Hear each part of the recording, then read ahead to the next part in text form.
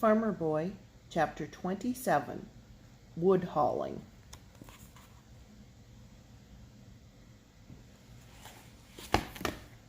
When school opened as usual that January, Almanzo did not have to go. He was hauling wood from the timber. The frosty cold mornings before the sun was up, Father hitched the big oxen to the big bobsled, and Almanzo hitched the yearlings to his bobsled. Star and Bright were now too big for the little yoke, and the larger yoke was too heavy for Almanzo to handle alone. Pierre had to help him lift it onto Star's neck, and Louis helped him push Bright under the other end of it. The yearlings had been idle all summer in the pastures, and now they did not like to work. They shook their heads and pulled back. It was hard to get the bows in place and put the bow pins in. Almanzo had to be patient and gentle. He petted the yearlings when sometimes he wanted to hit them, and he fed them carrots and talked to them soothingly.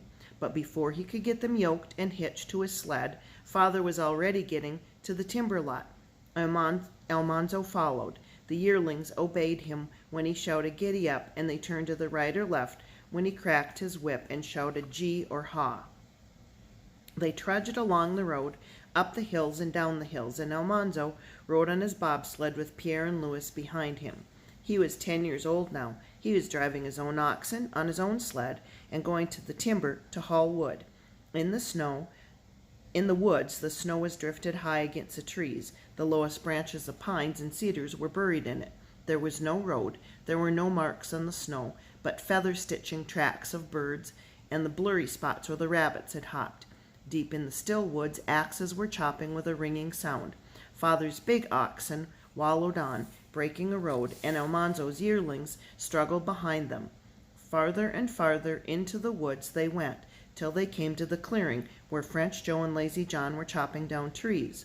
Logs lay all around, half buried in the snow.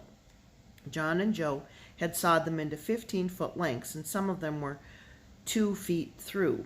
The huge logs were so heavy that 6 men couldn't lift them, but Father had to load them on the bobsled. He stopped the sled beside one of them, and John and Joe came up to him, and they had 3 stout poles called skids, and they stuck these under the log and let them slant up into the bobsled. Then they took their cant poles.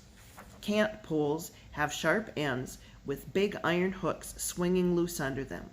John and Joe stood near the ends of the log, and they put the sharp ends on their cant poles against it. When they raised the poles up, the cant hooks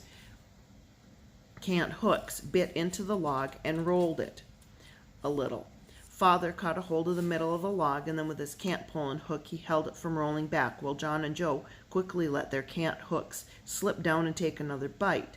They rolled the log a little more, and again Father held it, and again they rolled it, and they rolled the little log up by the slanting skids onto the bobsled. But Almanzo had no cant hooks, and he had to load his sled. He found 3 straight poles to use for skids. Then with the shorter poles he started to load some of the smallest logs. They were 8 or 9 inches through and about 10 feet long, and they were crooked and hard to handle.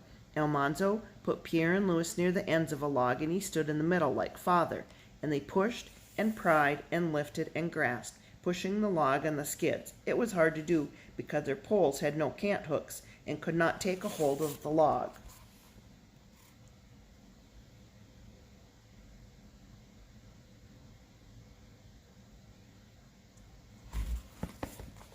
They managed to load 6 logs, and then they had to put more logs on top of those. This made the skid slant upward more steeply. Father's bobsled was loaded already, and Almanzo hurried.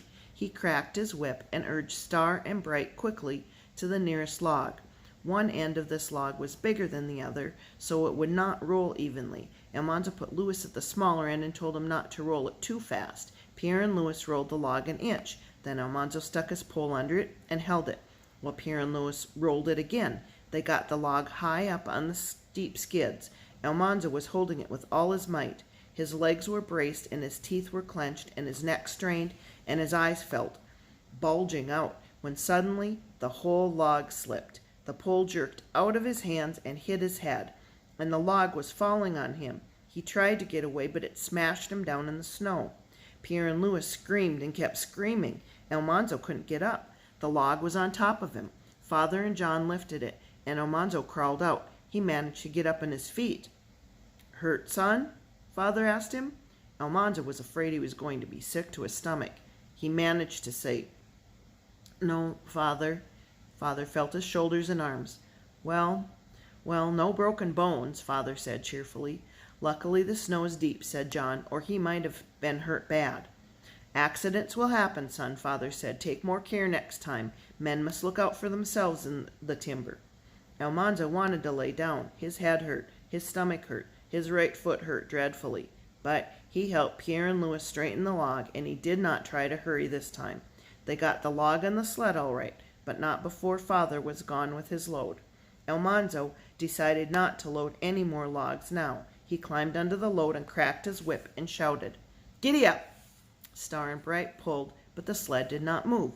Then Star tried to pull and quit trying. Bright tried and gave up just as Star tried again. They both got stopped, discouraged. "Giddy up! Giddy up!" Almanzo kept shouting, cracking his whip. Star tried again, then Bright, then Star. The sled did not move. Star and Bright stood still, puffing and out of breath from their noses. Almanzo felt like crying and swearing. He shouted, "Giddy up! Giddy up!"